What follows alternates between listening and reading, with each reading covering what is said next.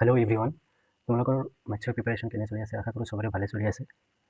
যোৱাকালি মই বিষয়ত অতিকৈ ইম্পৰ্টেণ্ট MCQ দিছিলোঁ আৰু আজি মই অতিকৈ ইম্পৰ্টেণ্ট এছাৰশ্যন আৰু ৰিজন টাইপ আৰু ষ্টেটমেণ্ট টাইপ আৰু মষ্ট প্ৰবাবিলিটি কুৱেশ্যন লৈ আহিছোঁ।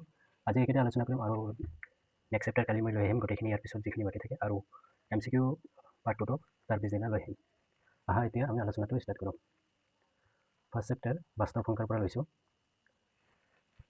উক্তিটো কি দি আছে? 5 - √3 এটা অপৰিমেয় সংখ্যা। শুদ্ধ, কাৰণ এইটো এটা পৰিমেয় সংখ্যাৰ পৰা আৰু এটা অপৰিমেয় সংখ্যা বিয়োগ কৰিলে সদায় আমাৰ কি হয়? এটা অপৰিমেয় সংখ্যা। ৰিজনত এইটোৱে দিছে, এটা পৰিমেয় আৰু এটা অপৰিমেয় সংখ্যা বিয়োগ কৰিলে সদায় অপৰিমেয় সংখ্যা হয়। গতিকে এইটো উক্তিও শুদ্ধ, কাৰণটো শুদ্ধ, আৰু কাৰণটো উক্তিটোকো আমাৰ কি কৰিছে? ব্যাখ্যা কৰিছে। গতিকে আমাৰ শুদ্ধটো হ'ব আমাৰ কি? বোথ এ এণ্ড এছাৰশ্যন আৰু ৰিজন আৰু কি আমাৰ শুদ্ধ, আৰু কাৰণটো আমাৰ উক্তিটো কি কৰিছে? ব্যাখ্যা কৰিছে। নেক্সট কুৱেশ্যন, উক্তিটো কি দি আছে? যিকোনো দুটা ধনাত্মক অখণ্ড সংখ্যা এ আৰু বিৰ বাবে গসাউ আৰু লসাউৰ পূৰণফল আৰু কি হ'ব? এ ইনটু বি, মানে সেই সংখ্যা দুটা পূৰণফলে আমাৰ আৰু সংখ্যা দুটা গসাউ আৰু লসাউৰ পূৰণফলৰ সমান হ'ব। আৰু ইয়াৰ তলত ৰিজনটো কি দিছে? 12 আৰু 18ৰ গসাউ হ'ল 16 আৰু সিহঁতৰ লসাগু হ'ল 36। এই দুটা শুদ্ধ দি আছে, তুমি ওলাই চাব পাৰে। 12 আৰু 18ৰ গসাউ আমাৰ কি ওলাব? 6। কমন ফেক্টৰ দুটা আমাৰ কি থাকিব? 6, আৰু সিহঁতৰ গসাউ আমাৰ কিমান হ'ব? 36। ইয়াত যদি আমি এই দুটা পূৰণ কৰোঁ, 6 × 36 ইকুৱেল টু হ'ব আমাৰ কিমান? 12 × 18। দুটাৰ পূৰণফল আমাৰ কি একে ওলাই, বুজি চাবা। গতিকে এইটোও শুদ্ধ, এইটোও শুদ্ধ, কিন্তু কাৰণটো আমাৰ উক্তিটোক ব্যাখ্যা কৰা নাই, কাৰণ এইটো এটা উদাহৰণ দি বুজাইছে। কাৰণটো ইয়াত যদি আমাৰ উপপাদ্যটো দি দিলেহে তেতিয়াহ'লে আমাৰ কাৰণটো শুদ্ধ হ'লেহেঁতেন। গতিকে আমাৰ শুদ্ধ উত্তৰটো হ'ব উক্তিটোও শুদ্ধ আৰু কাৰণটোও শুদ্ধ, কিন্তু কাৰণটোৱে উক্তিটোক আমাৰ কি কৰা নাই? ব্যাখ্যা কৰা নাই। নেক্সট কুৱেশ্যন, যিকোনো স্বাভাৱিক সংখ্যা n ৰ বাবে 2 টো দি পাৱাৰ n × 5 টো n সংখ্যাটো শেষৰ অংকটো সদায় কি হ'ব? 0 হ'ব। এইটোও শুদ্ধ, কাৰণ 2 টো দি পাৱাৰ n × 5 টো n ত 2 আৰু 5 দুয়ো থাকিলে আমাৰ শেষৰ অংকটো আমাৰ কি হ'ব? 0। দুয়ো থাকিব আৰু শেষৰ অংকটো আমাৰ কি হ'ব? 0 হ'ব। শুদ্ধ। 0ত শেষ হোৱা যিকোনো সংখ্যাৰ মৌলিক উৎপাদকত 2 আৰু 5 দুয়োটাই থাকিব। আমাৰ যদি কোনো এটা সংখ্যা আমাৰ কি হয়? 0ৰে শেষ হয়, ইয়াত আমাক 2 আৰু 5 দুয়োটাই পোৱা যায়। এইটো শুদ্ধ, উক্তিটো শুদ্ধ আৰু কাৰণটো শুদ্ধ, আৰু কাৰণটো আমাৰ কি কৰিছে? উক্তিটোক ব্যাখ্যা কৰিছে। গতিকে শুদ্ধ উত্তৰটো হ'ব বোথ, কাৰণ আৰু উক্তিটো শুদ্ধ, আৰু কাৰণটোৱে আমাৰ উক্তিটোক কি কৰিছে? ব্যাখ্যা কৰিছে। নেক্সট কুৱেশ্যন, আমি প্ৰতিটো চেপ্টাৰৰ পৰা 3টাকৈ এছাৰশ্যন আৰু ৰিজন টাইপৰ কুৱেশ্যন লৈছোঁ, আৰু প্ৰতিটোৰ পৰা 2টাকৈ ষ্টেটমেণ্ট টাইপৰ কুৱেশ্যন লৈছোঁ, আৰু 2টা অতিকৈ ইম্পৰ্টেণ্ট থিয়ৰী কুৱেশ্যন লৈছোঁ। এতিয়া ষ্টেটমেণ্ট কুৱেশ্যনটো আমি চাম। প্ৰতিটো যৌগিক সংখ্যাকে মৌলিক সংখ্যাৰ পূৰণফল হিচাপে প্ৰকাশ কৰিব পাৰি। এইটোও শুদ্ধ, তোমালোকে কিতাপত আছে, ডাইৰেক্ট লাইন আছে। প্ৰতিটো যৌগিক সংখ্যা, মানে যিমানকেইটা যৌগিক সংখ্যা আছে সিহঁতক আমি কি মৌলিক সংখ্যাৰ পূৰণফল হিচাপে প্ৰকাশ কৰিব পাৰি। এইটো আমাৰ কি হ'ব? শুদ্ধ। আৰু মৌলিক উৎপাদকবোৰৰ ক্ৰমটো বাদ দিওঁ, আমি যিটো মৌলিক উৎপাদকৰ ক্ৰম আছে সেইটো যদি আমি বাদ দিওঁ, আৰু এই উৎপাদীকৰণটো এটা কি হ'ব? অদ্বিতীয় হ'ব। এইটো আমাৰ কি হ'ব? শুদ্ধ। আৰু কি কৰিছে? এইটো শুদ্ধ আৰু এইটো শুদ্ধ, এইটো এছাৰশ্যন ৰিজন, গতিকে দুটো ষ্টেটমেণ্টে শুদ্ধ, তেনে গতিকে শুদ্ধ উত্তৰটো হ'ব আমাৰ কি? অপশ্যন এ, দুয়োটাই শুদ্ধ। নেক্সট কুৱেশ্যন, ইয়াত ষ্টেটমেণ্ট টাইপৰ আৰু এটা কুৱেশ্যন আছে। ৰুট পি এটা অপৰিমেয় সংখ্যা য'ত পি এটা মৌলিক সংখ্যা। এইটো শুদ্ধ, কাৰণ যিকোনো মৌলিক সংখ্যাৰ ওপৰত যদি আমি ৰুটটো লগাই দিওঁ, এইটো আমাৰ কি হয়? এটা অপৰিমেয় সংখ্যা হৈ যায়। এইটো শুদ্ধ। 1.10101 এটা পৰিমেয় সংখ্যা নহয়, এইটো এটা অপৰিমেয় সংখ্যা। গতিকে শুদ্ধ উত্তৰটো হ'ব উক্তি 1টো শুদ্ধ আৰু উক্তি 2টো আমাৰ কি ভুল। নেক্সট কুৱেশ্যন, নেক্সট আমি পাৰ্টত কি লৈছোঁ? অতিকৈ ইম্পৰ্টেণ্ট আমি কি লৈছোঁ? মষ্ট প্ৰবাবিলিটি আমি কি লৈছোঁ? থিয়ৰী কুৱেশ্যন লৈছোঁ। 2 মাৰ্কৰ 3 মাৰ্কৰ। প্ৰমাণ কৰা যে √5 এটা অপৰিমেয় সংখ্যা। এইটো আহিয়ে থাকে 2 মাৰ্কৰ এক্সামত। তোমাৰ √5 নাথাকিব পাৰে, ইয়াতো বেলেগ থাকিব পাৰে, √5 √3, তোমালোকে যিমানকেইটা আছে গোটেইকেইটা চাই যাব। তাৰপিছত এইটো চাই যাব, মৌলিক উৎপাদীকৰণ পদ্ধতিৰে 6, 72 আৰু 120 গসাউ আৰু লসাগু নিৰ্ণয় কৰে। এইটো চাই যাব। নেক্সট চেপ্টাৰত আমি কি লৈছোঁ? বহুপদৰ আমাৰ 3টাকৈ এছাৰশ্যন আৰু ষ্টেটমেণ্ট টাইপৰ 2টা কুৱেশ্যন, আৰু মষ্ট প্ৰবাবিলিটি কুৱেশ্যন আমি 2টা লৈছোঁ। আমি আলোচনা কৰিম।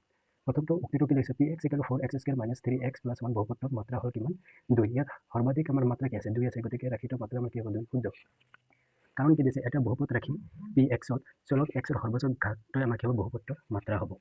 ঠিকেই আছে, মানে এটা আমাৰ যিটো বহুপদ ৰাশি আছে, সেই বহুপদ ৰাশিটো সৰ্বাধিক যিটো মাত্ৰা থাকিব, সৰ্বাধিক যিটো ঘাতক থাকিব, সেইটো আমাৰ কি হ'ব? বহুপদৰ মাত্ৰা হ'ব। এইটো আমাৰ কি হ'ব? শুদ্ধ।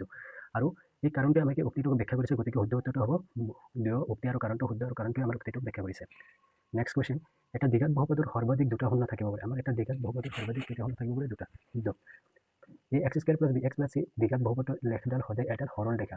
এইটো সৰল ৰেখাৰ ইকুৱেশ্যন নহয়, এইটো আমাৰ কিহৰ ইকুৱেশ্যন? পেৰাবোলা। এই x² + bx এইটো আমাৰ কি? পেৰাবোলা। গতিকে আমাৰ শুদ্ধ উত্তৰটো হ'ব উক্তিটোও শুদ্ধ, কিন্তু আমাৰ যিটো কাৰণটো এইটো আমাৰ কি? অশুদ্ধ।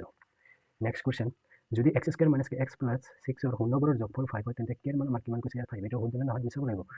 শূন্যবোৰৰ যোগফলৰ আমাৰ ফৰ্মুলাটো কি আছে? মানে -b/a = কিমান দিছে? ইয়াত 5। ইয়াৰ পৰা আমাৰ k ৰ মানটো ওলাব লাগে। ইয়াত b ৰ মান কিমান দি আছে? k। এইটো মাইনাছটো থাকিবই, আৰু b ৰ মানটো আমাৰ কিমান দি আছে? k। b ৰ মানটো আমাৰ কিমান দি আছে? -k।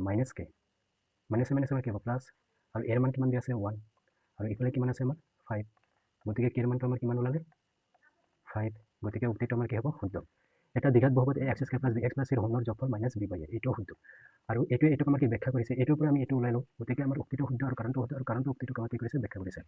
নেক্সট কুৱেশ্যন, এটা বহুপদৰ লেখটোৱে x অক্ষক যিবোৰ বিন্দুত কাটে সেই বিন্দুবোৰ এক স্থানাংকবোৰেই হ'ল বহুপদৰ শূন্য এইটো শুদ্ধ মানে এটা বহুপদৰ লেখটোৱে আমাৰ x বিন্দু যিমানটা বিন্দুত কাটিব সেইকেইটা আমাৰ কি হ'ব সেই বহুপদৰ শূন্য থাকিব এটা ৰসিক বহুপদৰ কেৱল এটা শূন্য থাকে এটা ৰসিক বহুপদৰ আমাৰ কেৱল এটাই শূন্য থাকে এইটোও শুদ্ধ গতিকে আমাৰ কেৱল দুয়োটা উক্তিয়ে শুদ্ধ নেক্সট কুৱেশ্যন যদি আলফা আৰু beta a x square plus b x plus চিৰ দুটা শূন্য হয় তেন্তে alpha beta equal to c by এইটো ওপৰত যাব এ এক্স স্কুৱেৰ আৰু বি এক্স প্লাছ চিৰ মানে এইটোৰ যদি শূন্য দুটা আমাৰ কি কৈছে আলফা আৰু বিটা তেনেহ'লে আমাৰ শূন্য দুটা পূৰণফল আমাৰ কি হ'ব চি বাই আৰু শূন্য দুটা যোগফল আমাৰ কি হ'ব মাইনাছ বি বাই এইটো আমাৰ কি হ'ব শুদ্ধ তিনি মাত্ৰাৰ বহুপদ এটা দ্বিঘাত বহুপদ বোলে নহয় তিনি মাত্ৰাৰ এটা বহুপদ আমাৰ ত্ৰিঘাত বহুপদ বুলি কয় দুমাত্ৰা হ'লে আমাৰ দ্বিঘাত বুলি কোৱা হয় গতিকে উক্তি 1টো আমাৰ কি হ'ব শুদ্ধ আৰু উক্তি 2টো আমাৰ কি হ'ব ভুল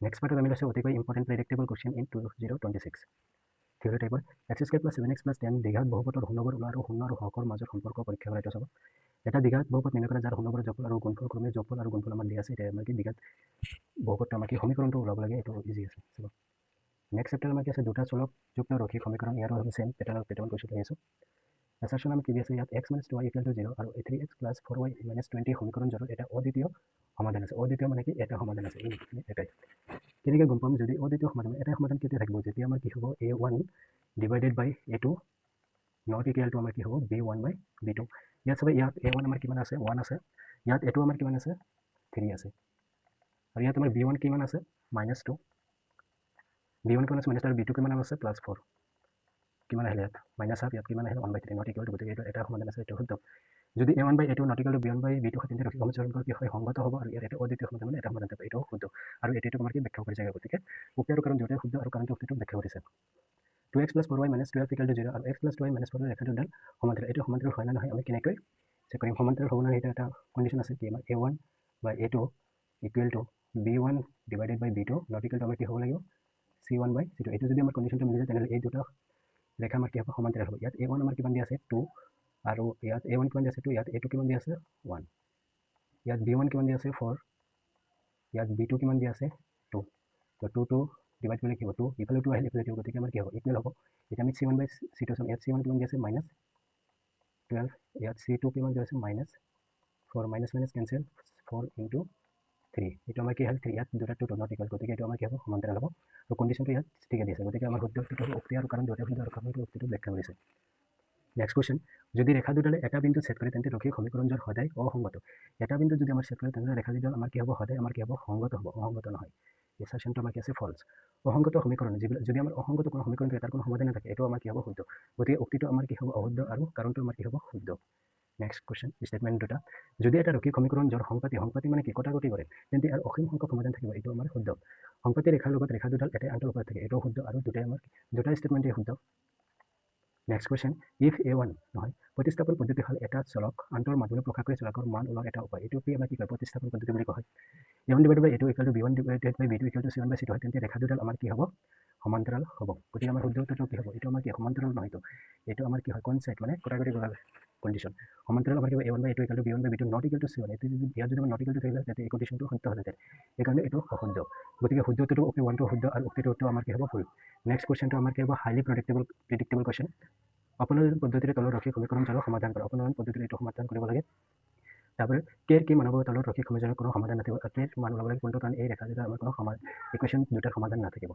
নেক্সট চেপ্টাৰ আমি কি লৈছোঁ দ্বিঘাত সমীকৰণ এনেকৈ আমি কুৱেশ্যন কেইটা লৈছোঁ ইয়াত এছাৰশ্যন কি দি আছে x square plus 3x plus 1 equal to x minus 2 whole square এটা দ্বিঘাত সমীকৰণ এইটো দ্বিঘাত সমীকৰণ হয় কাৰণ এইটো যদি আমি a minus b whole square ফৰ্মুলাটো ভাঙি দিওঁ তেনেহ'লে ইয়াত আমাৰ কি হ'ব x স্কুৱেৰ ইয়াত x স্কুৱেৰ আছে ইয়াত x স্কুৱেৰ আছে তেনেহ'লে দুটাই আমাৰ কেনচেল হৈ যাব তেনেহ'লে এইটো আমাৰ দ্বিঘাত সমীকৰণ হ'বই নোৱাৰে উক্তিটো আমাৰ কি হ'ব অশুদ্ধ আৰু কাৰণটো আমাৰ কি হ'ব a x square plus b x plus c আদি যিকোনো সমীকৰণ আৰু ইয়াত ইয়াৰ ভেলুটো আমাৰ কি হ'ব 0 হ'ব লাগিব এইটো এটা দ্বিঘাত এইটো কণ্ডিশ্যন শুদ্ধ গতিকে উক্তিটো অশুদ্ধ আৰু কাৰণটো আমাৰ কি হ'ব শুদ্ধ next question 2x square minus 4x plus 3 equal to 0 দ্বিঘাত বহুপদৰ কোনো বাস্তৱ মূল নাই বাস্তৱ মূল থাকিব নাথাকিব কেনেকৈ চকিম যদি আমাৰ ডিৰ ভেলু যিটো আছে এইটো যদি আমাৰ 0তকৈ কম আহে মানে নেগেটিভত যদি আহে তেনেহ'লে আমাৰ কোনো বাস্তৱ মূল নাথাকিব ইয়াত ডি আৰু ডি কেনেকৈ ওলাই ডিৰ ভেলুটো হ'ব আমাৰ কেনেকৈ ওলাই root over b square minus 4ac ইয়াত আমাৰ বিৰ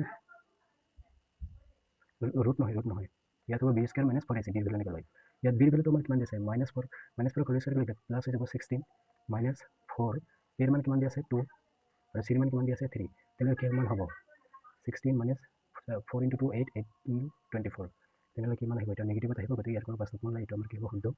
এই x square plus bx plus c দ্বিঘাত সমীকৰণৰ বাবে যদি নিশ্চয় d কি হয় নিশ্চয় b square plus 4ac less than 0 মানে যদি শূন্যতকৈ কম হয় তেন্তে মূলবাৰৰ কোনো বাস্তৱ নহয়, এইটো শুদ্ধ। আৰু এইটো আমাক কি কৰিছে? ব্যাখ্যা কৰিছে, গতিকে শুদ্ধ উত্তৰটো হ'ব। উক্তি আৰু কাৰণ দুয়োটাই শুদ্ধ আৰু কাৰণটো উক্তিটো ব্যাখ্যা কৰিছে। Next question, x square minus 4x plus 4 equal to 0 সমীকৰণৰ মূলবাৰ বাস্তৱ আৰু সমান। বাস্তৱ আৰু সমান কেতিয়া হ'ব? যেতিয়া আমাৰ d ৰ ভেলুটো আমাৰ কি হ'ব? 0 সমান হ'ব। d আমাৰ কেনেকৈ ওলাই?